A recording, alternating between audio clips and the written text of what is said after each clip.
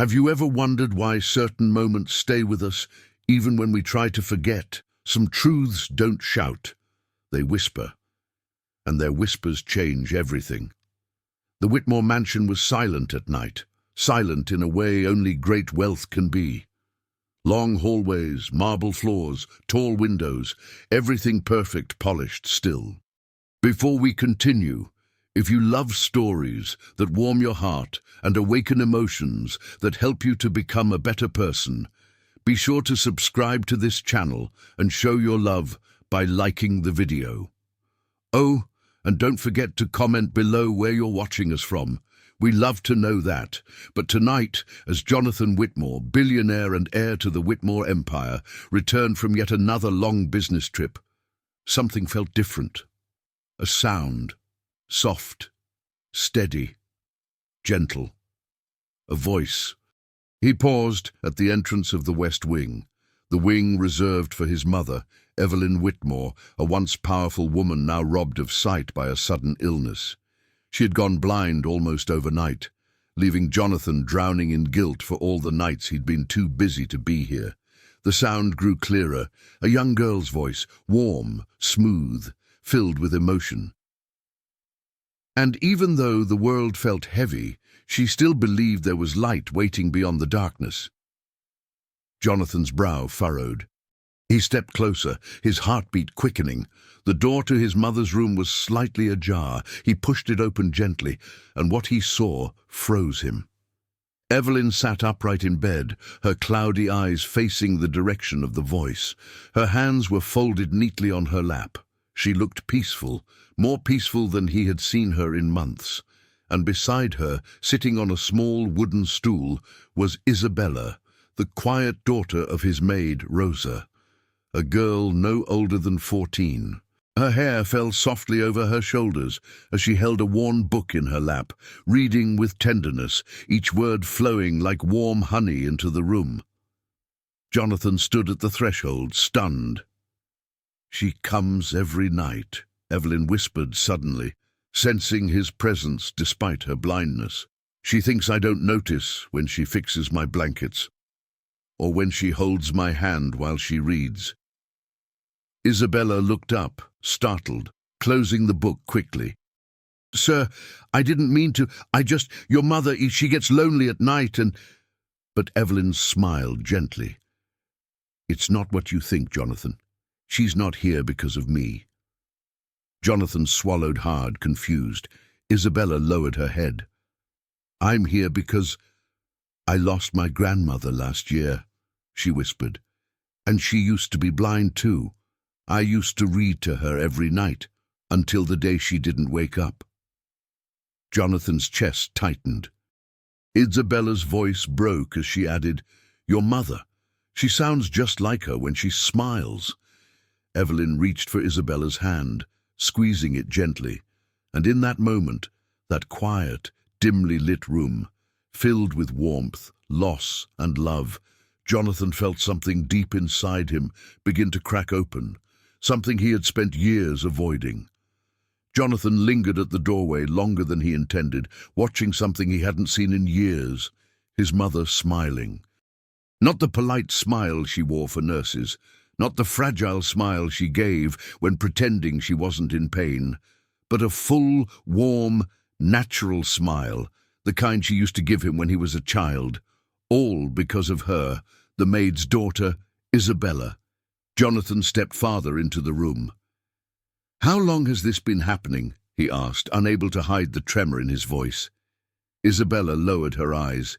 "Since the night she fell," she said softly. "She was crying. I heard her. Rosa was at the grocery store, so I came to check on her." Evelyn reached for Isabella's hand again. "She stayed until I calmed down. And the next night, and the next, she never missed a single one." Jonathan swallowed hard. He couldn't remember the last time he hadn't missed one. Isabella continued, voice barely above a whisper.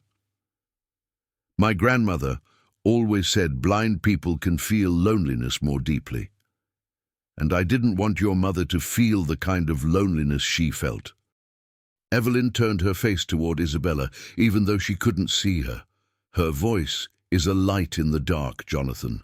A comfort I didn't expect to find again. Jonathan's heart tightened painfully, guilt threading through his chest like ice. Isabella's cheeks reddened. I didn't do it for anything. I just thought she needed someone, and reading makes her smile. Jonathan felt something inside him shift. A quiet awakening. A truth he had ignored for far too long. His mother wasn't lonely because she was blind. She was lonely because he wasn't there. He took a seat beside them, the chair creaking softly under the weight of his conflicted thoughts.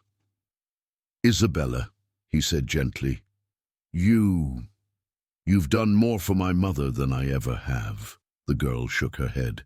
"That's not true, sir." But Evelyn squeezed Jonathan's arm. "Son," she whispered, "sometimes it takes someone on the outside to remind us what love looks like when we forget." Jonathan stared at his mother, breath unsteady. He had spent years drowning in work, chasing deals, controlling empires, replacing memories with numbers. But here, in this dimly lit room, a 14-year-old girl had done what he had failed to do. She gave his mother her dignity back, her warmth, her light. Isabella stood suddenly. "I should go. It's late. My mother will need help closing the kitchen." Jonathan nodded, watching her leave. Small steps, quiet presence, but with a gravity that felt heavier than anything money could buy. When the door closed, Evelyn turned her head toward her son. "She reads to me like you used to," she whispered, "when you were little, before the world took you away." Jonathan closed his eyes. And in that moment, he felt something break inside him, not from anger, not from sadness, but from the painful realization of how much he had lost, and how much this young girl had returned to his mother's life without ever asking for anything in return. Jonathan couldn't sleep. Every time he closed his eyes, he saw Isabella's small figure sitting by his mother's bedside, reading with a tenderness he hadn't shown in years.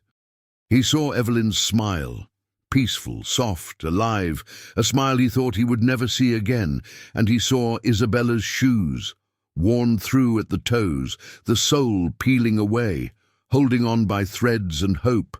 That image haunted him the most. So the next evening, after finishing a meeting early, he made a quiet decision, one he couldn't explain logically, but felt with absolute certainty. He followed Isabella home. Not in a sinister way, but in a searching way, searching for answers, searching for truth. She didn't notice him as she walked down the long driveway, her steps light but weary, as if each one carried both responsibility and innocence. The mansion lights behind her made her silhouette glow faintly, like a small flame braving the night. Jonathan kept his distance. The night was chilly, the wind carrying the scent of damp pavement and distant street food. Cars passed slowly, their lights streaking through the dark. Isabella walked into a poorer neighborhood, one Jonathan had never stepped foot in, despite owning half the buildings around it. Her apartment building was old, its paint peeling, its windows dim. She climbed 3 flights of stairs, each step creaking beneath her tiny feet. Jonathan remained safely hidden, but close enough to see the truth unfold. Inside the apartment, he heard Rosa's tired voice. "Mi niña, you're late. Did you stay with Mrs. Whitmore again?" "Yes, Mama," Isabella said softly. "She was scared. I stayed until she fell asleep." There was a pause. "You have such a good heart," Rosa whispered. "Too good for this world sometimes." Jonathan exhaled, the words hitting him deeply. He watched as Isabella set down her school bag. The bottom was held together by duct tape. Its straps were frayed. She didn't complain, didn't sigh, didn't ask for anything. Instead, she went straight to the small stove, helping her mother prepare dinner. She moved quietly, like someone afraid to take up space. Rosa limped slightly. He noticed it now, favoring one leg as she stirred apart. "Mama," Isabella said softly, "I can do it. Sit." Rosa resisted at first, but then sighed and lowered herself into a chair. Jonathan felt his throat tighten. This girl, who had so little, had given his mother the one thing he never realized she needed most: company, kindness, a voice in the darkness. He took a slow breath, stepping back into the shadows. He had seen enough to understand. Isabella wasn't reading to his mother out of duty, or pity, or expectation. She was reading to her because she recognized something in Evelyn's loneliness, something she had lived through herself. Jonathan walked back toward his car, the night air colder now. As the engine hummed to life, he stared through the windshield with a new resolve settling in his chest. He couldn't let this girl, this child, carry so much weight on her shoulders.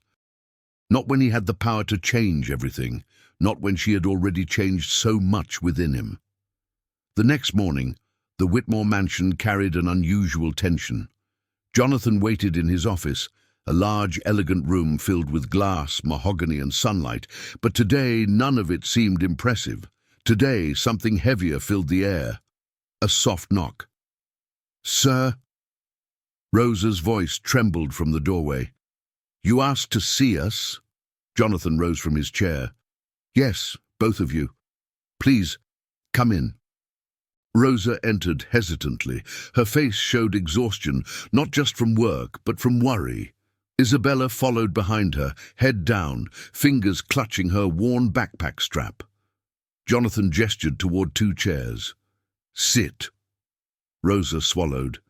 "Sir, if Isabella did something wrong, please—" "She didn't," Jonathan said quickly. His voice softened. "She did everything right." Isabella looked up, startled. Jonathan took a breath, the kind that feels like stepping into cold water. "I came home early 2 nights ago," he said slowly, "and found Isabella reading to my mother." Rosa froze. Isabella's shoulders tensed. "I didn't tell her to," Rosa whispered. "Please don't be angry. She has such a soft heart. She sees loneliness and tries to fill it." Jonathan nodded. "I know. I see that now." Isabella's eyes shimmered. "Sir, I never meant to cross a line. I just didn't want her to feel alone." Jonathan approached them carefully, respectfully.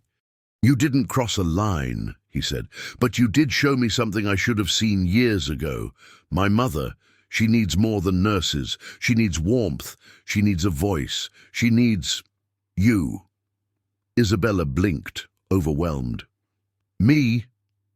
Jonathan nodded. "You?" Rosa's lips trembled. "Sir, we never wanted to bother you with—" "Stop," he said gently. "You're not a bother. You're the reason my mother is smiling again." Rosa covered her mouth with her hand, tears gathering. Jonathan continued, voice more emotional than he intended. "I followed you home last night."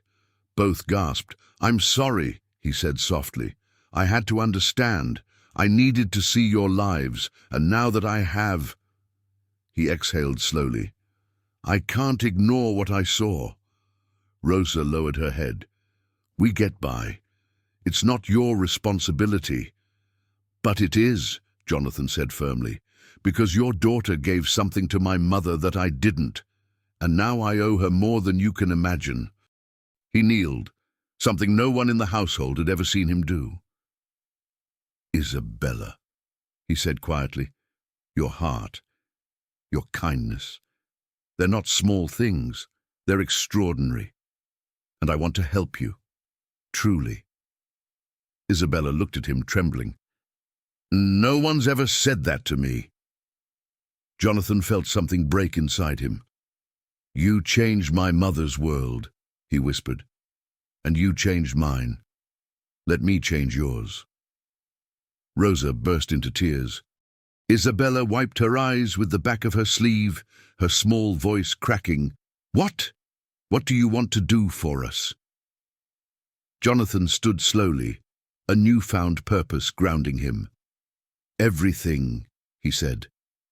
The room felt still, almost sacred, as Jonathan stood before Rosa and Isabella, the morning light cascading across his office floor like a soft golden path leading toward a new destiny.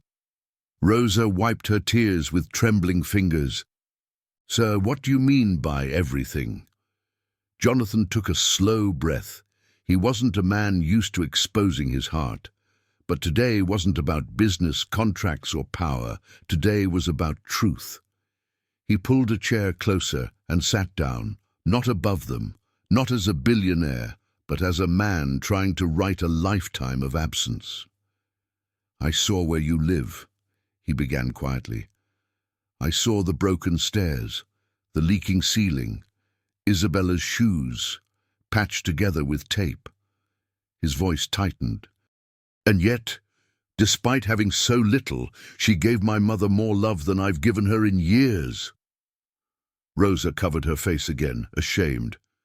"Please don't think we're asking for—" "You aren't," Jonathan interrupted gently. "But I am offering." He turned to Isabella. Her eyes were wide, uncertain, shimmering with something between hope and fear. "Isabella," he said softly, "I want to take care of your schooling. I want you in the best academy in the city. Books, uniforms, transportation, everything." Isabella gasped. Rosa shook her head instantly. "Sir, that's too much. We can't accept—" Jonathan leaned forward. His voice, though soft, carried an intensity that silenced the room. "You can accept it, because your daughter saved my mother's heart. And she saved mine." Isabella's lips parted. "But, sir, why would you do this for me?" Jonathan felt something inside him crack open. Years of guilt, of distance, of loss. "Because you gave my mother something I didn't know she still needed," he said. "A reason to feel alive." A silence fell. "And," Jonathan added, voice thickening, "because you remind me of myself when I was young, before I let the world harden me, before I forgot what kindness looked like." Isabella blinked rapidly, fighting tears. Rosa took her daughter's hand. "Sir, we don't know how to thank you." "You don't have to," Jonathan said. "But there's more." Rosa froze. Isabella clutched her skirt. Jonathan stood, walked to the window, gathered his courage, and turned back toward them with a sincerity that shook even him. "I want you both to move into the mansion." Rosa gasped. Isabella's breath caught sharply. "I won't let you struggle another day," he continued. "You will have a safe home. Isabella will have stability. And," his voice softened, "my mother will have both of you close, people who make her smile." A tear slipped down Isabella's cheek. "You want us to live here?" she whispered. Jonathan nodded gently. "If you'll let me, if you'll trust me, I want to give you both the life you deserve." Rosa covered her trembling mouth. Isabella began crying silently. Overwhelmed, frightened, hopeful, Jonathan stepped toward them and crouched down again. "You're not charity," he said. "You're family. At least, I hope you will be." Rosa let out a sob. Isabella launched forward, wrapping her small arms around Jonathan in a trembling hug he didn't expect, the kind of hug that breaks a man open and rebuilds him in the same second. Jonathan closed his eyes, holding her carefully, and in that moment he realized he wasn't saving them. They were saving him. The Whitmore mansion had seen countless guests, investors, politicians, and high society figures pass through its doors, but never had it welcomed something as gentle, as humble, and as life-changing as Rosa and Isabella. They arrived on a quiet Sunday morning. The air smelled of fresh rain, and soft sunlight washed over the marble entrance like a blessing. Rosa stepped inside slowly, almost afraid to breathe, her eyes wide with disbelief. Isabella held her mother's hand tightly, her worn backpack slung over one shoulder. Jonathan waited for them in the foyer. "Welcome home," he said softly. The words made Rosa tremble. No one had ever said that to her in a place like this. Isabella took a hesitant step forward, her shoes tapping gently against the polished floor, a sound that echoed with both fear and wonder. "Sir," Rosa whispered, voice breaking, We don't want to disrupt anything." Jonathan shook his head. "You're not disrupting anything. You're bringing something this house has needed for a long time." He didn't say what he really felt. Warmth, life, family, humanity. The housekeeper gave them a small tour, but Isabella kept peeking back toward Jonathan, as if afraid he might change his mind. When they reached their new rooms, freshly painted, furnished, and filled with soft blankets and warm colors, Isabella stopped in the doorway. "Mama," she whispered, "I've never had a room like this." Rosa hugged her tightly, tears slipping silently down her cheeks. Jonathan watched from a distance, his own throat tightening. Later that afternoon, Isabella went to visit Evelyn. She didn't knock. She simply entered the room the way someone enters a place where they feel wanted. "Mrs. Whitmore," she said softly. Evelyn smiled instantly, turning her blind gaze toward the sound of the voice she had grown to love. "Isabella, my dear. Come sit. I've been waiting." Jonathan lingered by the door, watching. Isabella read with more confidence today. Her voice flowed like warm light through the room. Evelyn laughed softly at a passage, truly laughed, and Jonathan felt his heart swell at the sound. "I've missed that laugh," he whispered under his breath. For the first time in years, the mansion didn't feel like a museum filled with expensive silence. It felt alive. When the reading ended, Isabella placed a hand gently on Evelyn's. "Do you want some water? I can get it for you." Evelyn touched her cheek lovingly. "You're such a good girl. Your grandmother raised you well." Isabella smiled faintly. "I tried to be like her." Jonathan stepped forward slowly, placing a hand on Isabella's shoulder. "She would be proud of you," he said softly. Isabella looked up at him, eyes shining, still uncertain of her place in this new world, and Jonathan felt something deep inside him, a certainty he couldn't ignore. This wasn't charity. This wasn't duty. This was love in its purest form. A girl giving light to his mother and giving purpose back to him. That night, as the mansion settled into a peaceful quiet, Jonathan passed by his mother's room once more. He stopped. Evelyn and Isabella were asleep. Isabella curled gently on the sofa, book on her chest. Evelyn smiling faintly in peaceful slumber. Jonathan felt his heart crack open at the sight. A home that had once been filled with silence now breathed with warmth. And it was all because of her. The mansion was quieter than usual, even with Isabella and Rosa living there. Even with Evelyn's soft laughter returning, there was a subtle shift, a weight Jonathan could feel but not yet understand. It began with small things.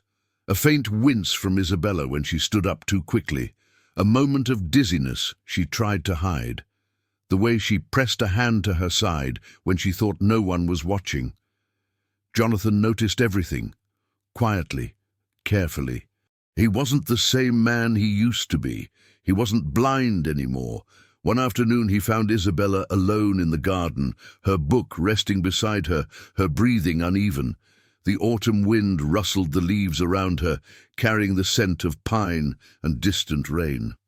"Isabella," Jonathan called softly. She jolted slightly, forcing a smile. "Oh, Mr. Whitmore, I was just taking a break." Jonathan approached slowly, kneeling beside her to meet her eyes. "You're pale," he said gently. "Are you feeling all right?" "I'm fine," she replied too quickly, too rehearsed. Jonathan frowned. He had said those exact words hundreds of times in his life, always when he wasn't fine at all. "Isabella," he whispered, "what's going on?" She looked down, fingers twisting the hem of her shirt. For a moment she seemed like a child caught between fear and trust. "I don't want to be a problem," she murmured. Jonathan exhaled sharply, his heart tightening. "You're not a problem. You're family." Those words made Isabella's eyes fill instantly, not with joy, but with guilt. "I lied," she whispered. Jonathan remained still, waiting, giving her space to speak. Isabella's voice trembled. "I didn't start reading to your mother just because she reminded me of my grandmother," she swallowed. "I started because I knew what it felt like to be scared in the dark. I knew what it felt like to need someone." Jonathan's breath caught. "And because—" she hesitated, gripping her side again.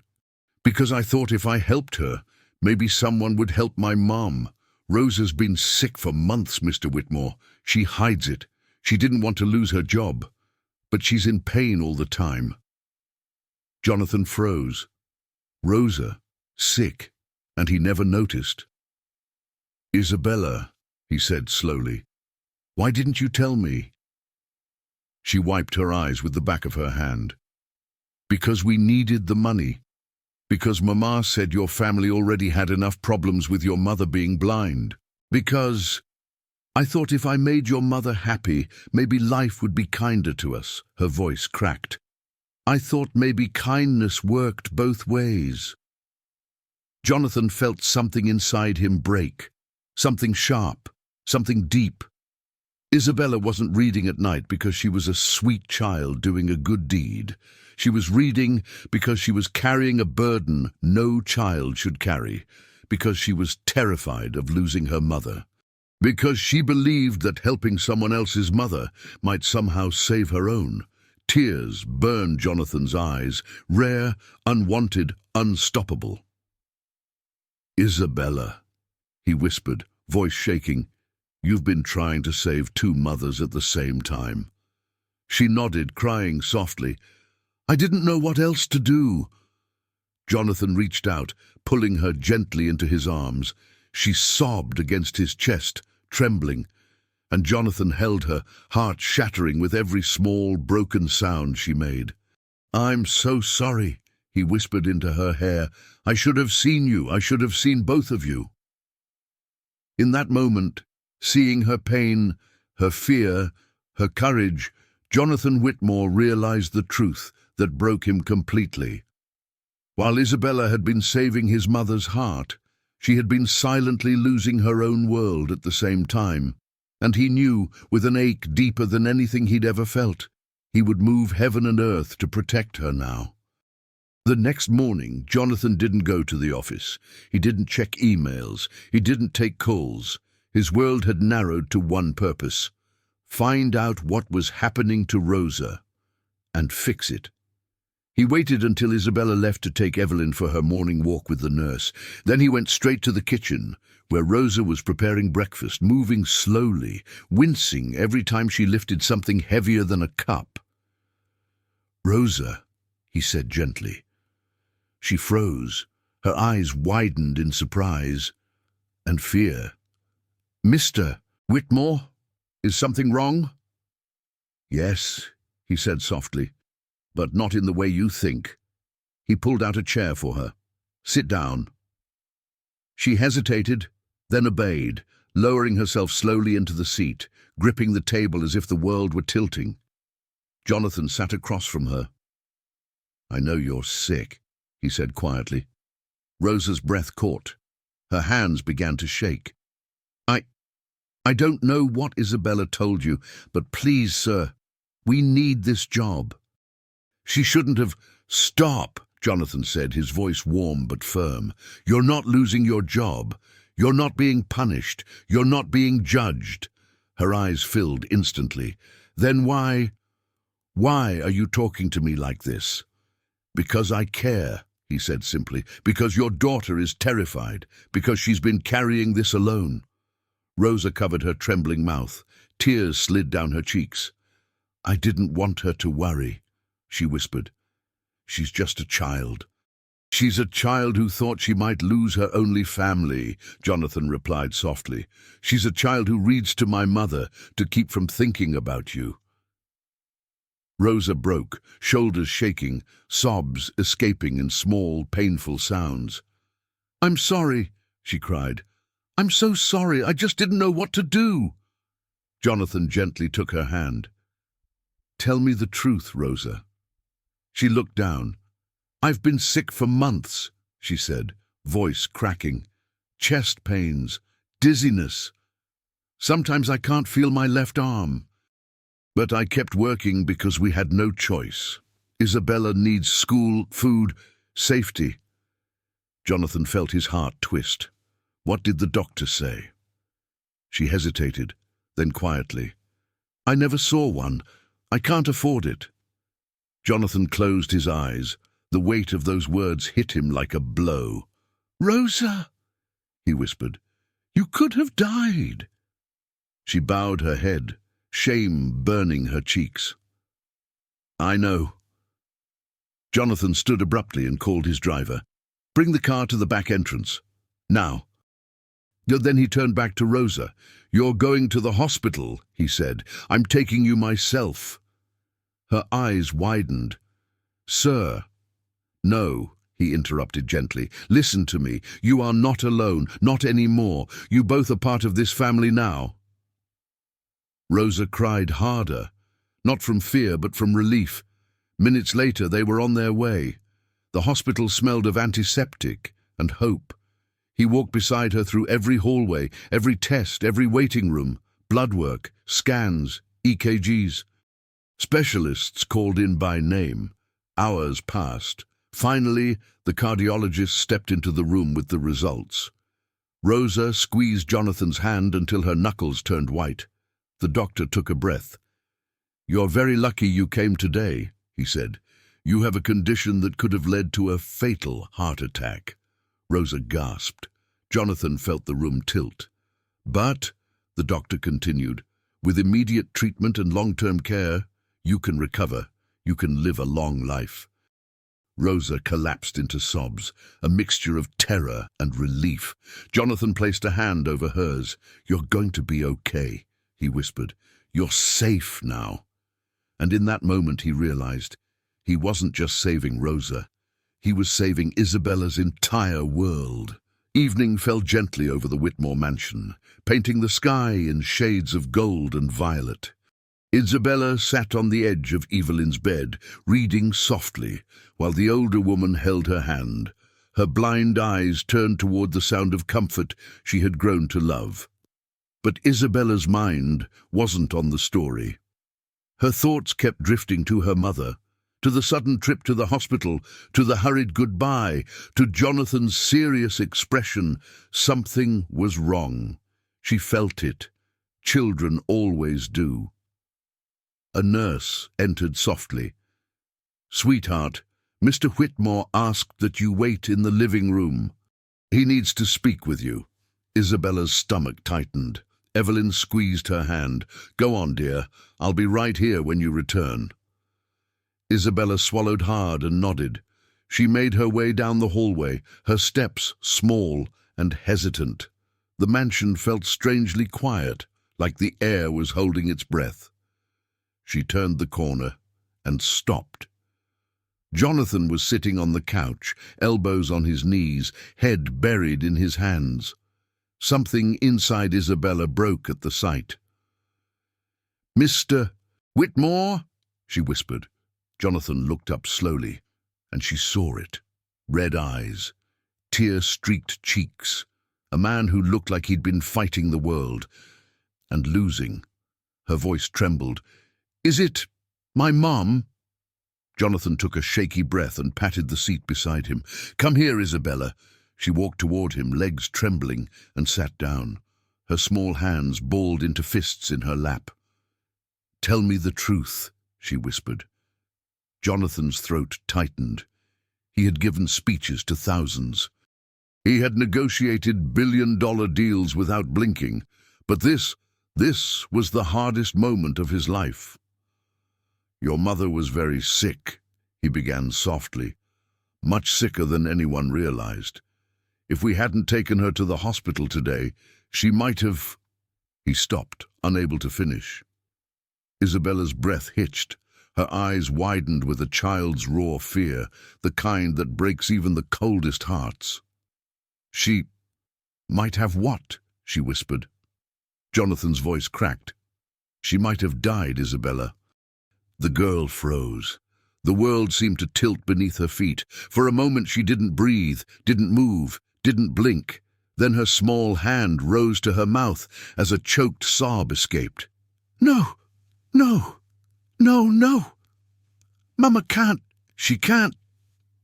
She crumpled forward, crying into her hands, her little body shaking violently. Jonathan reached for her instantly, pulling her into his arms. She buried her face in his chest, sobbing so deeply it felt like her soul was collapsing. "I didn't know," she cried. "I didn't know she was that sick. I thought if I helped your mum, maybe God would help mine. I thought if I was good enough, maybe nothing bad would happen." Jonathan's heart shattered, completely, irreversibly. He held her tighter. "Oh, Isabella," he whispered, his own tears falling into her hair. "You don't have to earn love. You don't have to trade kindness. What happened to your mother is not your fault. Do you hear me? Not your fault." But Isabella shook her head, sobbing harder. "I thought I wasn't enough," she whispered. "I thought I didn't help her enough." Jonathan pulled her away just enough to cup her face, forcing her to look at him. "Listen to me," he whispered urgently. "You saved your mother's life today. You. If it weren't for your courage, I would never have known. She would not be here. You gave her another chance." Her tears slowed slightly, but her chest still heaved with emotion. "Is she going to be okay?" Isabella asked, voice cracking. Jonathan exhaled shakily. "Yes," he said, "she's going to live. She'll need treatment and time and help, but she'll live." The relief hit her so hard, she nearly collapsed in his arms again. Jonathan held her tightly, and for the first time, completely surrendered to the truth he had been resisting. He loved this child, not out of pity, not out of duty, but with a fierce, protective, fatherly love he didn't even know he was capable of. Isabella clung to him, still trembling. "Please don't leave us," she whispered into his chest. "Please don't go away like everyone else." Jonathan closed his eyes, tears falling freely. "I won't," he whispered. "I swear to you, Isabella.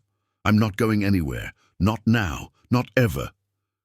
And in that moment, the billionaire, the man the world believed was unbreakable, felt his heart break open so completely that it made him human again. 2 weeks later, the Whitmore mansion felt entirely different, lighter, warmer, and alive in a way Jonathan hadn't realized it had been missing for years. Flowers bloomed in the garden again. Music played softly in the afternoons. Laughter echoed down hallways that once carried only silence, and at the center of every new sound was Isabella. Rosa had returned from the hospital, tired but healing, her color better, her movement steadier, her future no longer hanging by a thread. Jonathan had arranged for the best cardiologist in the country to take her case, along with full treatment and scheduled in-home care. She had protested at first, but her tears of gratitude said everything she couldn't find the words for. One morning, Jonathan stood by the doorway of his mother's room, watching something he never imagined he would see again. Isabella was reading aloud, her voice calm and melodic. Evelyn listened with her head tilted slightly, smiling, the same smile she had worn when Jonathan was a boy, reading his favorite story to her. Between chapters, Evelyn reached out and touched Isabella's cheek. "You are a blessing," she whispered. "You brought my son back to me." Isabella blushed. "I didn't mean to. I just wanted to help." Evelyn shook her head gently. My dear, you did help, but not only me. She turned her clouded eyes toward the doorway. Jonathan stepped inside. Mother, he said softly. She smiled. You're here. You're always here now. And Jonathan realized she was right. For the first time in decades, he was present, fully, completely, for her, for Rosa, for Isabella, for himself. Later that afternoon, Jonathan found Isabella sitting alone in the garden, the warm breeze lifting her hair, the sun painting her face in gold. She looked up when she heard his footsteps. "Is my mama okay?" she asked. Jonathan sat beside her. "She's going to be just fine. The doctors say she's healing faster than expected." Isabella let out a breath she'd been holding. Then, shyly, she asked, "Are you going to send us back home once she gets better?" Jonathan's eyes softened, deeply, painfully. "No," he said gently. "I want you to stay.